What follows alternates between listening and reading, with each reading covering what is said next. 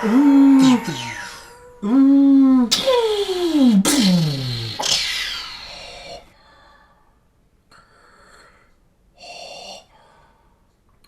guys, it's Cody C from Geek, A.D.D.net. We're here for the third part of the Raider video. You'll notice things are a little bit different setting-wise. We had a few, I guess, technical snafus. Which one of you guys did this? Like, really, I haven't even had a chance to play with it yet. Like, this box is ruined. You know how hard this thing is to store. What's funny? You even give me a soggy... Yeah. So, now we're in a different location. I love Star Wars, so this is great. I'm so inspired. Well, let's get right to it. You saw how excited I was to open up this box and get the model. It's still really cool, but now that I have it lined up with these other ships, I'm not as excited about it. I don't know, the Raider just doesn't have as much detail on it. The paint job's a little basic, there's not really much of a wash on it. The CR90, on the other hand, it looks great. It looks used. It looks very Star Warsy, and it also has these cool little play features on it. You can move your turrets and your comm dish around. If we take a look at the Rebel transport, it's kind of suffers from a similar lack of detail as the Raider does. Check this out, though. What? Take evasive action. I put some magnets on my transport. The bottom of it has some pretty cool detail.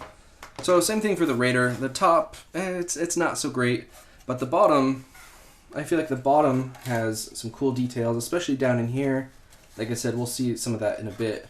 The solar panels have some cool detail, but yeah, it's just the paint job. It needs a little more to it. The engines, the engines need.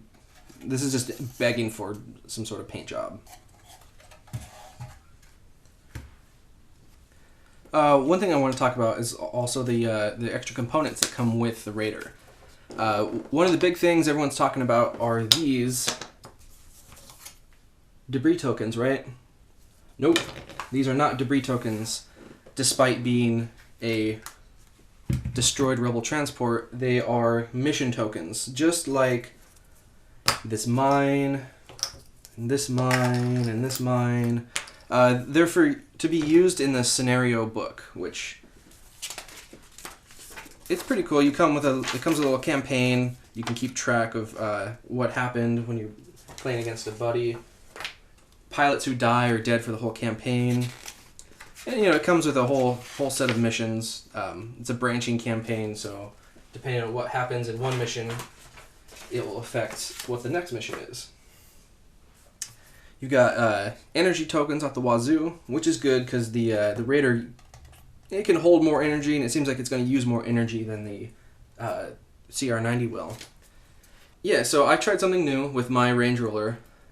I only put one of the little snaps inside. To me, it's easier to store, so I'm less likely to bend it up. Two, this is a little, you got the double coverage here, so it should be a little more durable than my other ruler. Raider comes with its own damage deck for the fore and aft sections. For the most part, it's all the same. There are, I think, 1 or 2 damage cards that aren't included in the CR90 or the Rebel transport, but for the most part, it's all the same. We do have a whole slew of new upgrade cards. Well, not all of them are new. Like, some of them is business as usual. I got Tabana gas supplies, engine booster, backup shield generator, comms booster. Those are all upgrades you've seen from the other huge ships. Some of the weapons are the same.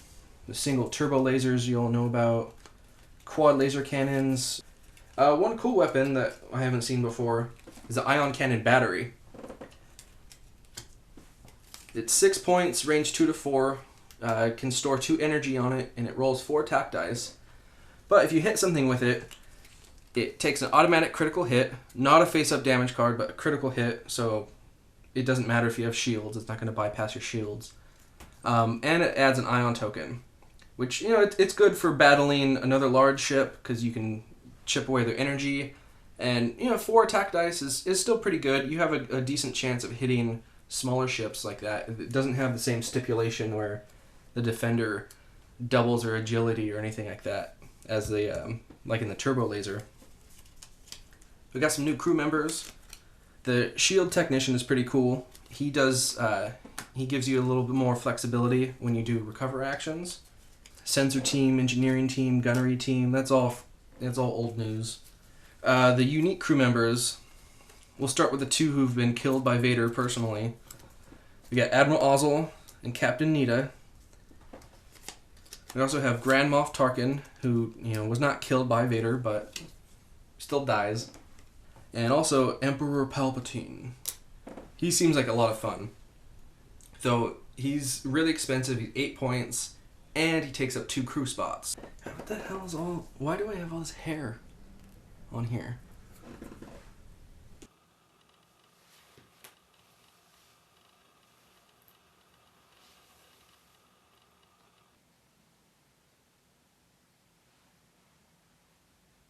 One thing I want to talk about is the storage for your huge ships. I always have a problem with it.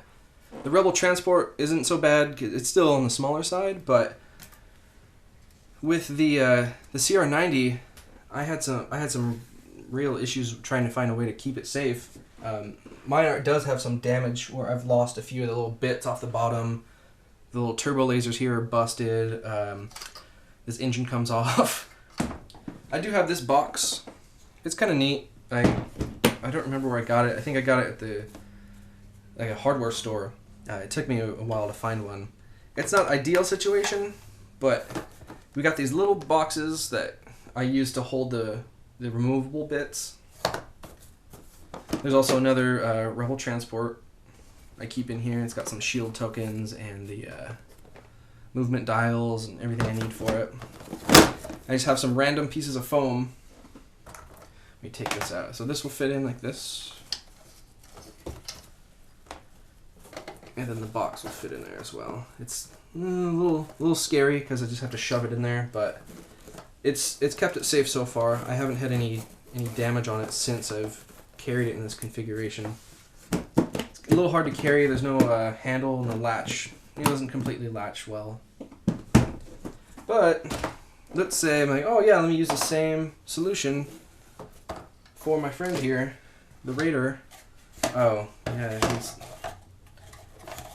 he's not gonna fit. Maybe I could get one and just put him in there by himself, but because he's so long and he's so tall, he has a lot of very wide dimensions, it's gonna be kind of difficult to store. So I'm interested to see what you guys come up with for a storage solution. Alright, let's talk about combat. First, if you want to compare these 2 ships, the Raider is 10 points more expensive. It comes in at an even 100 points. But to me, 100 points versus 90 points, like there's more than a 10-point difference here between these 2 ships. The Raider's dial is just straight up better. If you look at it, you get the one straight maneuver, though it's the CR90 cannot do, and you get way more options for gaining energy. The Raider's stats are straight up better when it comes to shields and energy storage. Pilot skill is the same. The one thing that the CR90 does have over the Raider is the ability to fire its primary weapon outside of its firing arc. CR90 has a special ability. You can roll an additional attack die if you spend an energy. The Raider can spend 2 energy to attack twice with its primary weapon. To me, that's the better ability. With the Raider, not only do you have an exceptionally wide primary arc, but you have this cool little overlap on either side. So any ship that ends up here, or equivalently here, can get attacked up to 5 times. You got 2 weapons in the back, 1 in the front. I'm talking about hardpoint weapons, and then you can also attack with your primary weapon twice. But, I mean, yeah, 5 pretty heavy attacks against 1 ship. Unless your dice hate you, you're probably going to do some serious damage to whatever ends up there. Goodbye, Dash Rendar. Whoa. So if I was flying the Raider and I'm attacking something, I'm going to want to try to point right at it. Either that or just be slightly askew to try to get it in the sweet spot and get way more guns on target. Whereas the CR90, if you take a look at its arcs, you're going to want a broadside to get the most guns on target. You got your hard points here and here, as well as your primary weapon. So just being straight up broadside is the most effective way to go. If I was attacking the Raider, I'm going to go for the back section. If you're running the Emperor's going to be in the back. Most of the weapons are going to be in the back. That's where the energy is being allocated. To me, it seems like there's no advantage in attacking the front section.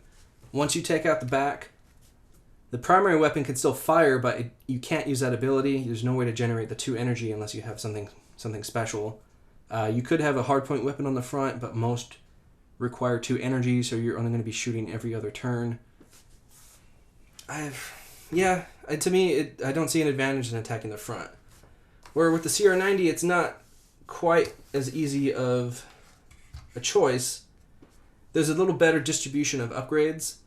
So if you take out the back on the CR90, like sure, you've taken out its ability to generate much energy, but it still has enough stuff in the front where it's still in the game. It still has that primary weapon turret.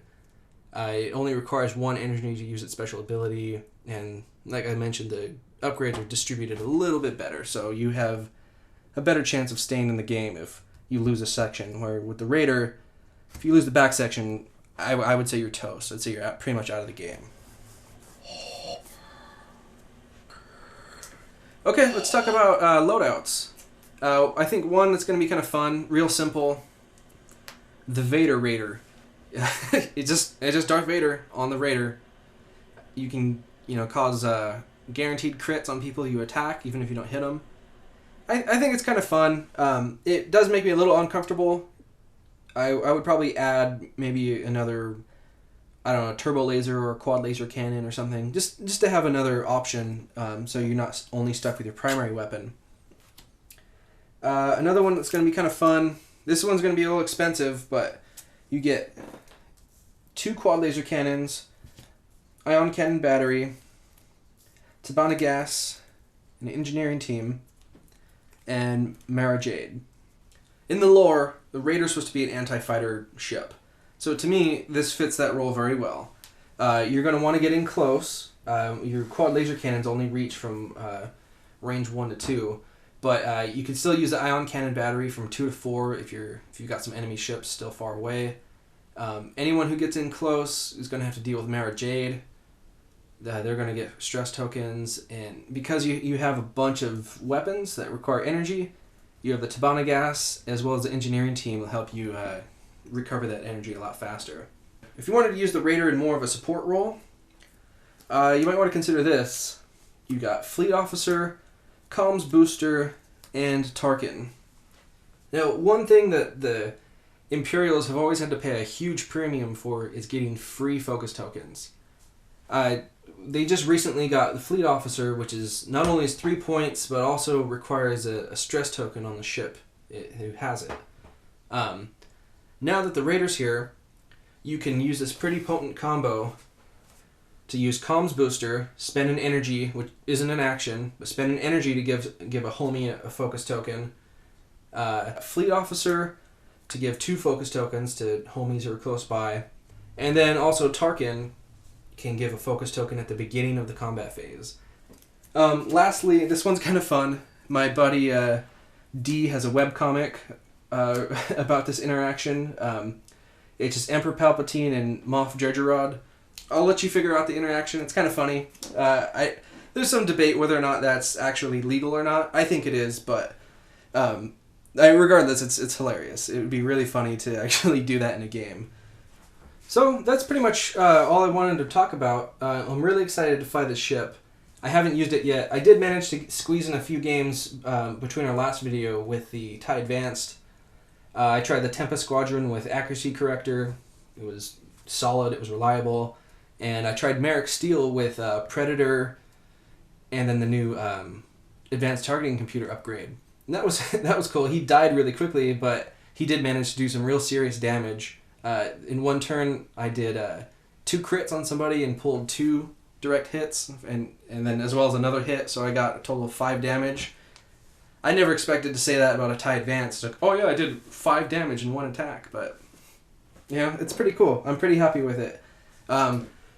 So yeah, that's it. I'm Cody from geekadd.net. Please like, subscribe, share. I love Star Wars. I love it. Thanks, guys.